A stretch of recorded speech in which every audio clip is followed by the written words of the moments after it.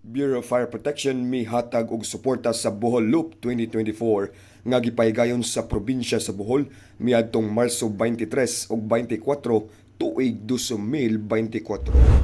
Maabtikon sa pagsuporta ug pag-alagad ang tibok hugpong sa kabomberuhan sa Bohol Loop 2024 kung diin parte kini sa pagpasaka sa turismo ug masinati sa mga lain-laing moto enthusiast ang kanindot sa kinaiyahan sa tibok probinsya sa Bohol.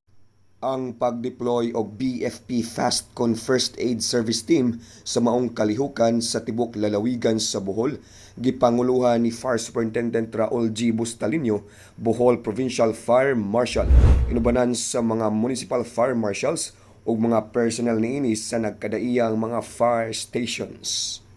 Ang giingong kalihukan gilangkuban sa lain-lain nga mga motorcycle riders o motovloggers sa klase-klaseng lugar sa Pilipinas ug usa sa mga ni-participar niini ang dakong garbo sa BFP nga si Fire Chief Louis S. Puracan, CEO 6, inubanan ni Senador Ronald Bato de la Rosa ug uban pang mga sikat nga motovloggers sama ni Jet Li nga usa sa mga giatangan sa mga katawhan libot sa lalawigan.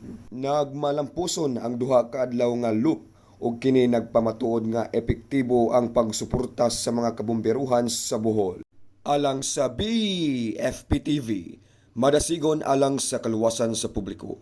Kini si FO1 Chester Luis Milan.